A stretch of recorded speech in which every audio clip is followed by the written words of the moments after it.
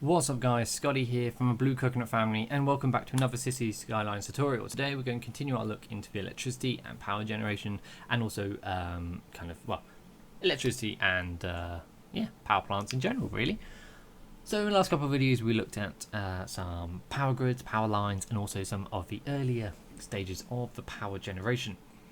Today we're going to continue up the scale, so we've got a whole collection on all the different power plants and stuff. Today we're going to be looking at the oil power plant. So this is unlocked at the busy town milestone. So very similar to my last video in the geothermal plant. So if you haven't watched that, go watch that now. That's really useful.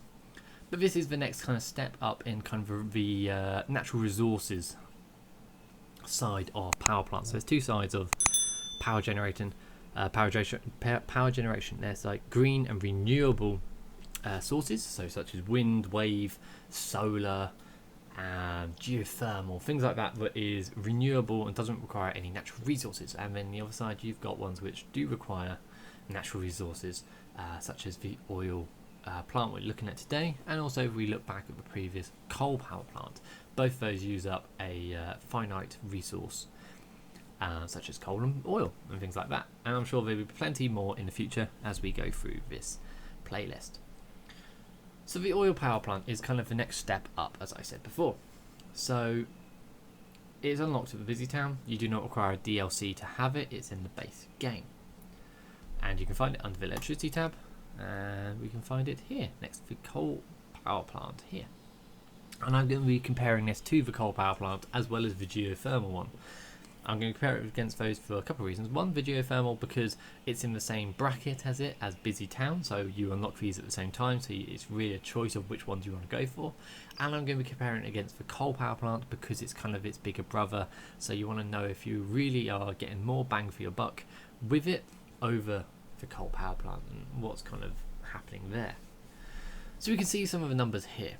Its down payment cost is 50,000. Its upkeep is 1,920 a week. Let's quickly compare those against the coal power plant. So the down payment of the coal power plant was 19,000. The upkeep is 560 a week. That means this oil power plant is a lot more. But if we compare that against the geothermal is 65,000 as a down payment, so it makes the oil power plant cheaper as a cheaper option. But the geothermal power plant costs 1,040 a week as upkeep. So that actually makes the long-term running of the geothermal plant a lot cheaper than running the oil power plant. So that's something to consider when you're building these. Which one do you go for? Like its younger brother of the coal power plant, it produces ground pollution. Now it actually produces less. Oil power plant produces 35 compared to the coal power plant of 50. Its noise pollution is exactly the same of 50, so you don't really have to worry about that. That's pretty much the same. But here's a big kicker. It requires water to use. Now all the previous ones we've looked at do not require any form of water to function. So this is the first power plant that actually requires some water, and we can see there it requires 80 cubic meters a week to operate. But you do get a massive bonus for all that downside. It produces 120 megawatts of electricity, which is an absolute mega load. You are not, if you're building this in kind of your timeline, if you've got to this point in your city, you've built one of these, you are pretty much going to be sorted for a little while until your city really explodes. So something really to consider there is, what is your next step? Do you go for your renewable resources and build quite a few of them? Because they do produce less electricity. It's a fact. They do produce less, but they are better for the environment. But they are also a lot cheaper. Do you build multiple of those, or do you build one of these power plants that do require resources, and you only have to produce one of them? What one's better? I'm not sure. That's a debate that only really the mayor who's building the city at the time will fully go through and understand. So I want to hear your thoughts. Comment below, what do you go for at this stage? Let's say you have the DLC as well. Do you choose the geothermal or do you choose the oil power plant? Love to know why. Also, if you build an oil power plant, do you bulldoze your old power plants? So if you have a coal one as well, do you bulldoze that or do you keep it? I'm interested to know your answer. Comment below. So let's have a quick look at the model. So I'm going to place it next to the coal one here because I feel that's probably best suited for it. So once again, it's not the nicest model in the world. There are nicer models in the game, but it serves its function, and we can see here it's already moaning for water. Good job, I have got a water source nearby. There we go. So yeah, it's not a bad one. It'll fit nicely into your kind of industrial areas and such like that. We can see there that its pollution is actually quite bad. We can see that I've had my coal one a little while. It's producing a nice bit of ground pollution around it, a little purple kind of ground around it. Yep. Yeah. It's not the greatest model in the world. Comment below. Do you think it's a nice model? I personally don't. But it serves its function.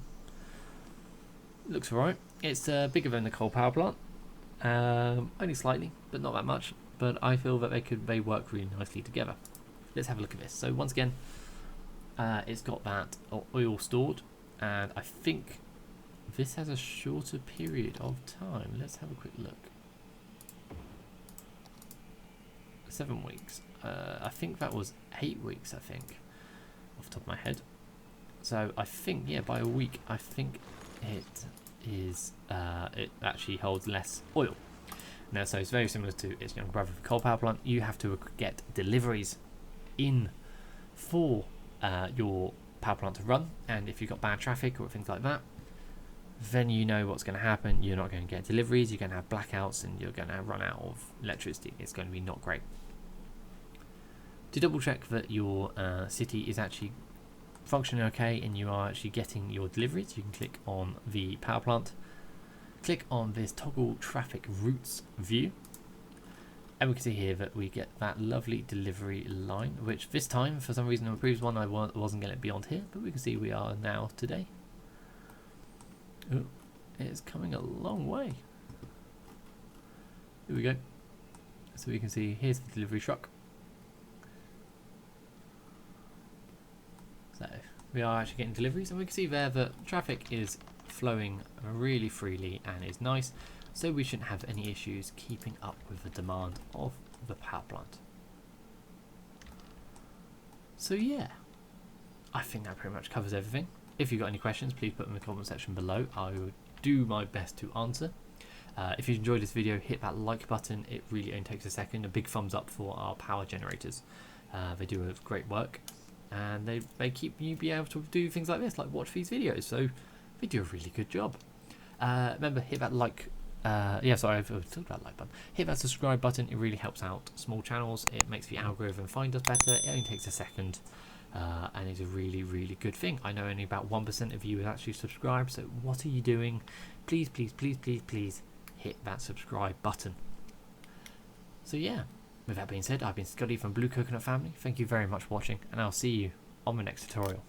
Goodbye for now.